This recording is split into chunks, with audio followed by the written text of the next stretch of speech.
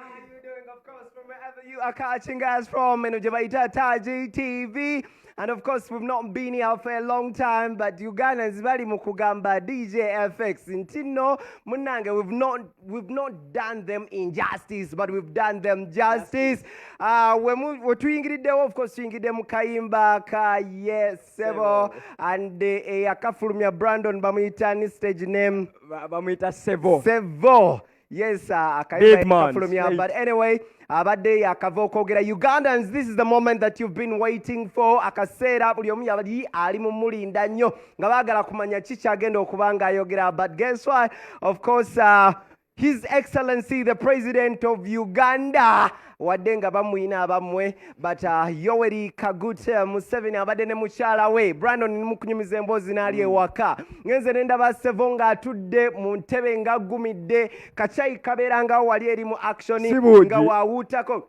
Obwasooka buli we yali ng'awuuta nga bamuggyako kamera n'abagamba temukigeza. Next time leave me I take my tea mu kitiibwa, era abadde anywa kacayi. Waneeno ku mabbali abaddeko n'omukyala mama w'eggwanga abaddeko n'omukyala nga waali bulungi nnyo. Kyensinza okwagala Christmas tree ebadde yasomye nayo ebaddewo. Unalabya Christmas tree nengamba banange nabo bagicelebratinga, but anyway, let me just take you to the point. Of course, His Excellency the President of Uganda Yoweri Kaguta Museveni agenze n'ayogera n'agamba ntino kati ngenda babuulira ebisinga obukulu. Nze kye mbadde nsinga okwagala okuwulira ky'oba otandikirako atugudde oba kati ayogedde bw'ati. Agambye it will be January 10th nga 10 January amasomero gonna pre-primary aba primary secondary bo bagenda kubanga ababata officially essomero litandike. That will be the 10th. So abazadde twetegeke. So aba school fees temugamba muno temwakoze bagambye nga 10 January that's when amasomero gagenda okugulawo.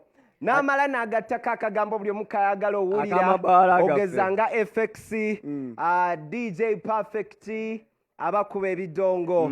His Excellency n'agamba amasomero banaagatanga 10 January, then ekibaala bagenda kugula officially after 2 weeks. After 2 weeks nga bamaze okugula. Obadde okisuubira? Are you serious? Yeah. Amakroni agatali mafumbe obadde tonagawulira. Anyway, kamaleyo. His Excellency agambye abaana bagenda kudda ku ssomero nga 10 January, so bajja kuba baakadda ku ssomero nga 10 January wayitewo weeks 2 zokka, then ekibaala oba abantu abali mu entertainment nabo babeere nga babagula officially. Amataxi bo babakkiriza ne bagamba namwe mugenda kubanga mutandikirawo tax kati yali ku 50% this time round. Musobola okugenda mwenna ne muyingira ababoda baganda bange. Naye byonna byonna abyogedde ng'agamba SOPs mulina okuba nga muzifollowinga. SOPs kali SOP. SOP kaba kategeeza standard operating procedures. So byo mulina okuba nga muteeka mu nkola. So amataxi bagenda officially yes. Era abantu bagenda kuba bagenda mu kakati fe ababoda abatalina mmotoka boda zinatambula ekiro. Ababoda agenze n'ayogera n'agamba ntino ababoda bo okay ayogedde bw'ati amasomero webagagula nga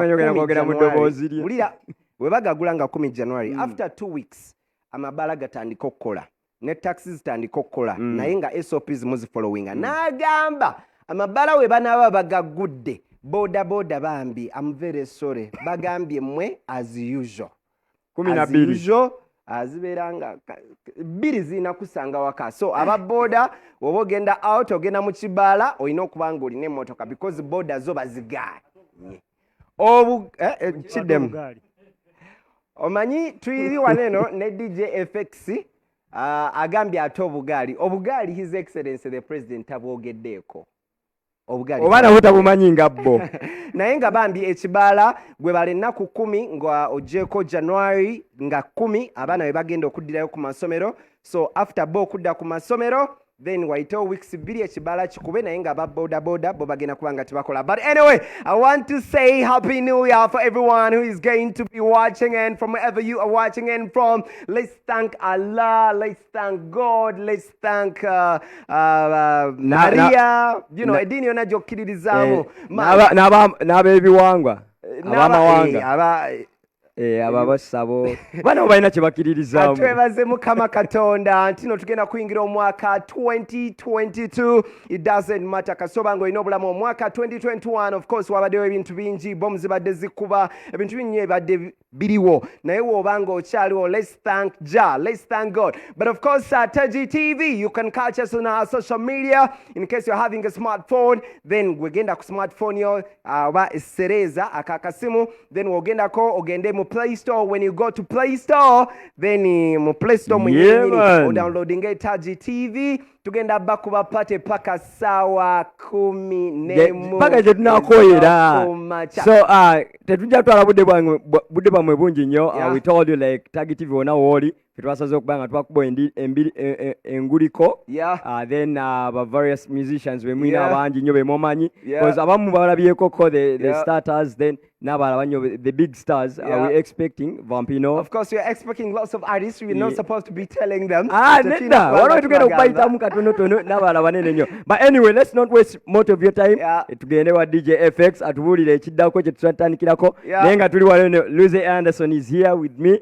Tugenda kubanga tubatuusaako the baddest. Happy New Year 2022. Yeah man, straight up. Awo FX awe manjagala ne basoka batukuba tune electra bay.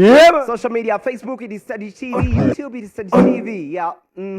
So kati tuba tuyingira. So from wherever you were watching from, you can tell a friend to tell a friend to tell a next that you know what, these guys of Taji TV are gonna try to pack us out. It's a big team that of course we are working with. So wango bade na and you like what we are doing, I want to say thank you very much. Let's katwana ndi mukweyogeza so that you ma FX akora. Era katunywa awo n'okunywa.